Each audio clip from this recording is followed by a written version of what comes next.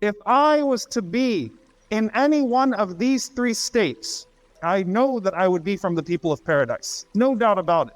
He said, the moments that I'm reading the Quran or listening to the Quran. This is not reading the Quran and listening to the Quran while scrolling through your apps or having a bunch of background noise going on or, just having it somewhere in the background. No. To sit down and to recite the Quran with contemplation and introspection. Take time to read the Quran, a daily portion of your time. So that's his first state.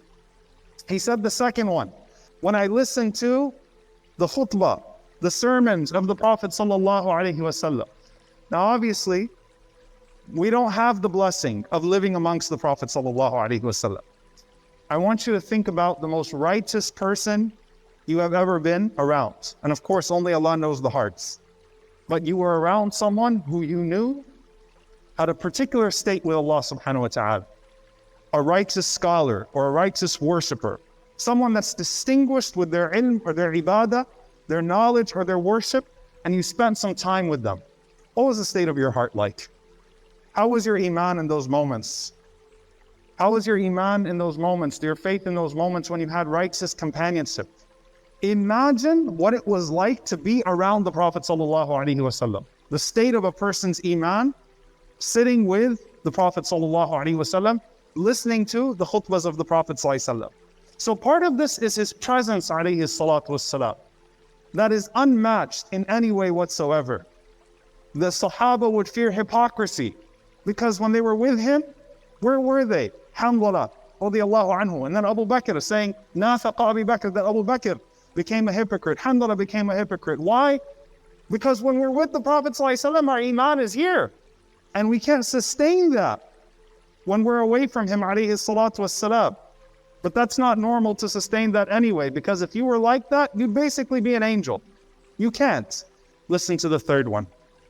When I am witnessing a janazah. I had someone tell me last week, I prayed more janazah in 1 month than I prayed in my entire life.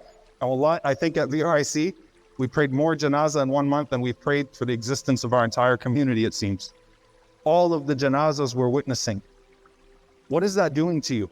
Where's your heart during those janazahs? As you're witnessing and praying those janazahs. He says, and he continues by the way, he says, every time I watch a janazah in front of me, I talk to myself. This is now self-talk. I talk to myself and I tell myself what the deceased is going through, experiencing at the moment, being carried from the hearse, the car, to in front of me. Hearing the Imam above him saying Allahu Akbar 4 times, knowing that he's about to go to his grave and will hear the footsteps of the people walking away. I tell myself from the perspective of the person that is dead, what is happening to me right now? And I start imagining I am the one being pulled and what I'm about to experience and what are my thoughts right now? What is it that I'm about to encounter?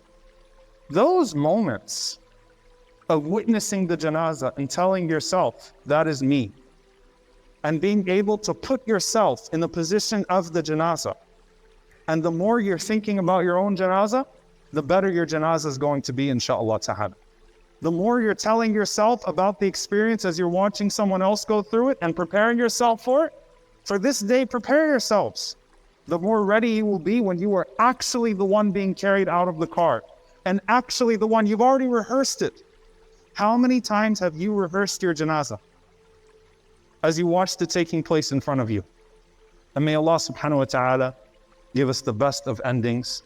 May Allah subhanahu wa ta'ala allow us to live our lives in a way that is pleasing to Him and make the best of our deeds the last of them and make the best of our days the day that we meet Allah subhanahu wa ta'ala.